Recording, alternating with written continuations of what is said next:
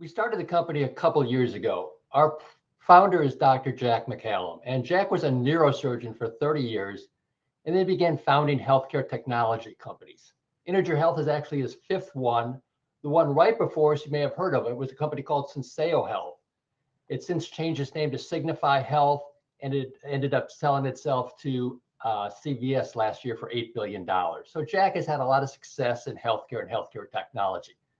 What makes IntegerHealth so unique is that we quantify healthcare outcomes.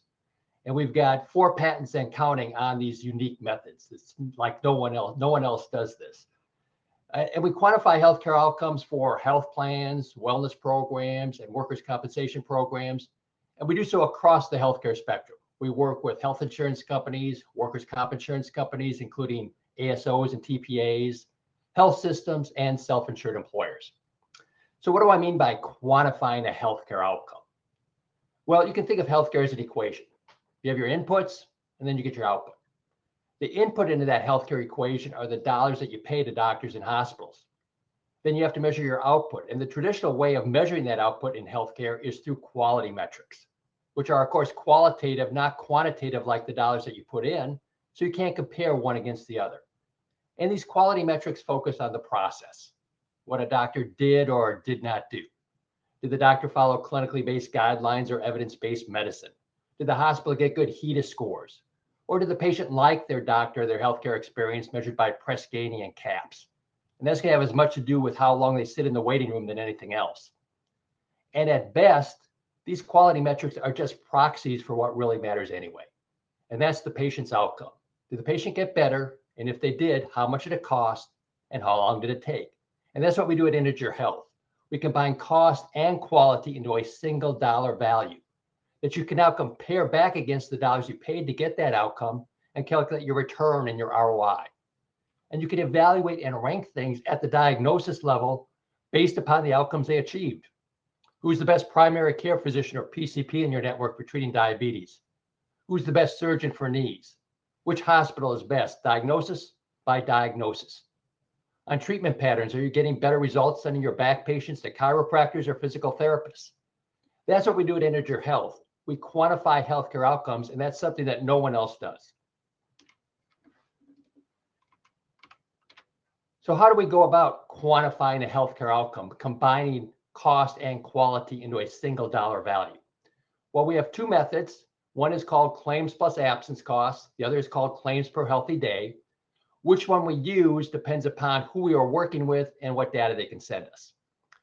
And these have patents on both of these methods because they're so unique. No one else out there does this. Let me start with the claims plus absence cost method there on the left of the screen.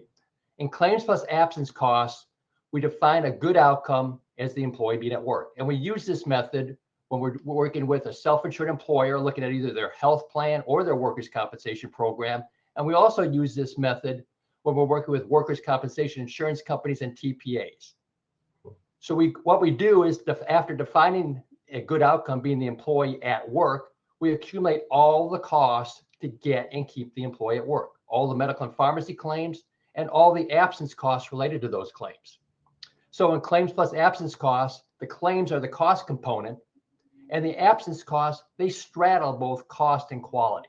They are real cost, but those absence costs are also an indication of the effectiveness of the care, because the quicker you can get the employee better and back to work, the more effective that care has been.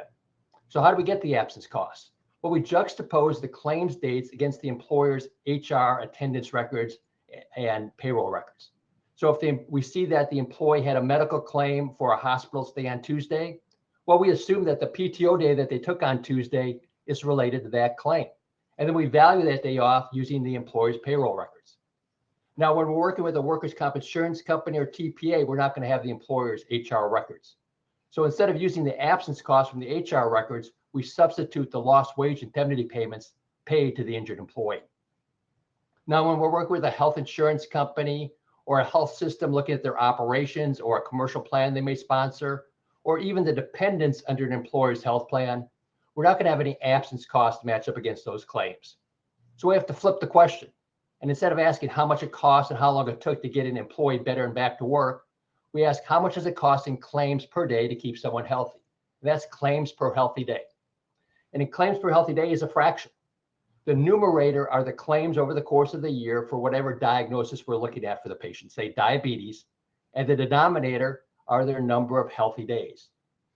Healthy days are simply the 365 days in a year, less the patient's unhealthy days related to that diagnosis. And unhealthy days are days spent in the healthcare system.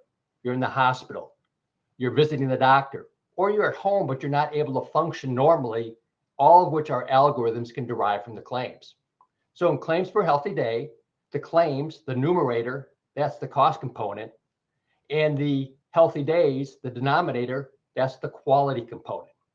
Now you can think of the absence cost under claims plus absence cost and the unhealthy days under claims per healthy day as two sides of the same coin. They're both looking at quality of care.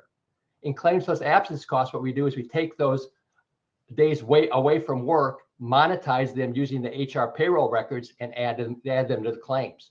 In claims per healthy day, those unhealthy days we subtract from 365 to get the number of healthy days, which is the denominator in the calculation.